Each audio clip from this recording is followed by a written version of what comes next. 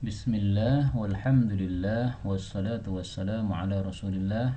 Ada pertanyaan, ngapunten, boleh tahu hadisnya tidak Ustaz, bahwasanya beberapa amalan yang antum sebutkan bisa sampai kepada mayit pahalanya. Baik, jadi ini pertanyaan lanjutan dari pertanyaan sebelumnya yang sudah saya jawab. Saya mengatakan dalam jawaban bahwa hadis-hadis yang sahih yang menunjukkan bahwasanya amalan seorang yang hidup bisa dihadiahkan pahalanya atau sampai pahalanya kepada orang yang mati itu hadisnya hanya bicara tentang beberapa amalan tertentu ya. Satu, haji atau umrah itu bisa. Dua, memerdekakan budak bisa.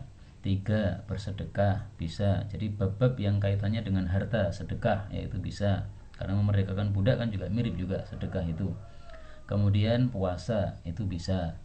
Nah, selain itu kita belum temukan yang amalan yang lain yang bisa sampai pahalanya kepada si mayit. Misalnya baca Quran, sholat sunnah dan sebagainya, kita belum temukan dalilnya. Sehingga kita mengikuti pendapat bahwasanya amalan yang bisa sampai pahalanya kepada mayit itu hanyalah amalan-amalan tertentu, tidak semua amalan. Dan ini adalah pendapat Al-Imam Asy-Syafi'i rahimahullahu taala. Imam Syafi'i berpendapat tidak semua amalan bisa sampai kepada mayit pahalanya. Nah, mari kita lihat hadisnya. Kata kuncinya adalah a'taqtum.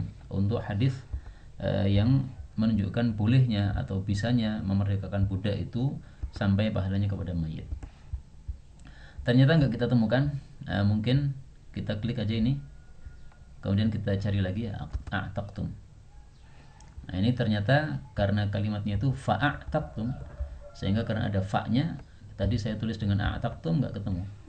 Tapi setelah pencariannya ini dihilangkan, ini tanda ini, maka hadisnya jadi muncul. Lau kana musliman, kalau bapakmu itu seorang muslim, fa'ataqtum anhu, lalu kalian memerdekakan budak untuk bapakmu yang sudah mati, au tasaddaqtum anhu, atau kalian sedekah untuk bapakmu yang sudah mati, au hajajtum anhu, atau kalian haji untuk bapakmu yang sudah mati, balaghahu dzalik, niscaya amalan itu sampai kepada beliau. Hadis riwayat Abu Daud dari Abdullah bin Amr bin As, dan derajatnya hasan. Jadi ini kasusnya ada seorang sahabat Nabi yang dia bertanya kepada Nabi SAW bahwa bapaknya dulu sudah mati dalam kondisi kafir dan dia sudah punya niatan untuk memerdekakan budak atau sedekah atau yang lainnya ya. Maka bagaimana kalau seandainya dilanjutkan oleh anaknya ini?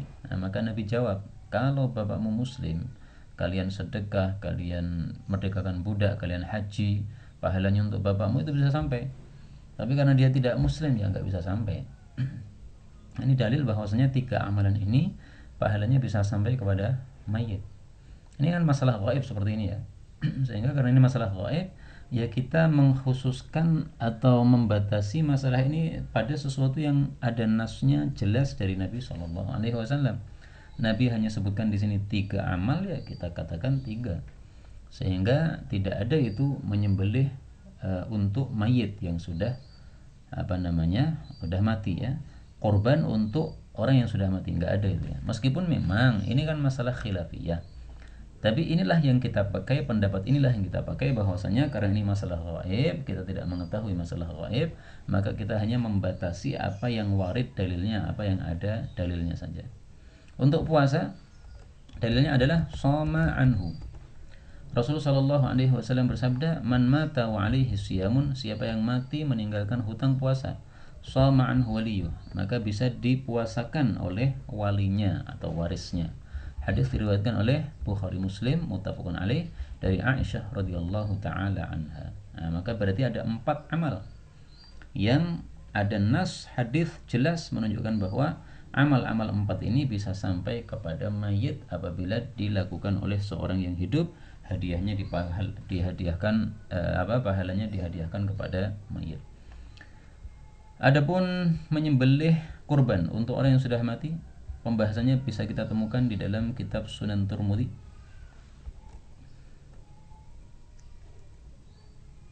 Kata kuncinya mungkin yudhhiya an gitu ya. Kita cari dulu. Nah, nih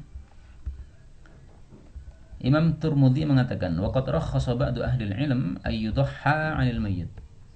Sebagian ahli ilmu membolehkan menyembelih kurban untuk mayit. Walam yara ba'duhum ay yudhha anhu. Tapi sebagiannya berpendapat tidak bisa. Maka ini berarti khilafiyah. Nah, untuk masalah-masalah khilafiyah ini paling bagusnya kita pakai kaidah al-khuruj minal khilaf mustahab. Keluar dari perselisihan, permasalahan yang diperselisihkan ini lebih baik. Sehingga ambil yang aman saja, ambil yang disepakati bahwa itu amalan bisa sampai kepada si mayit. Karena itu paling bagus kita pakai pendapatnya Abdullah bin Mubarak. Maka Imam Tirmidzi di sini katakan waqala Abdullah bin Mubarak, berkata Imam Abdullah bin Mubarak, ahabbu ilayya, lebih saya sukai ay yutasaddaq anhu, bahwasanya disedekahkan untuk si mayit. Wala yudhha anhu, dan tidak dikorbankan untuk si mayit. Jadi gini, kita menyembelih 2 kambing, semuanya untuk kita ya.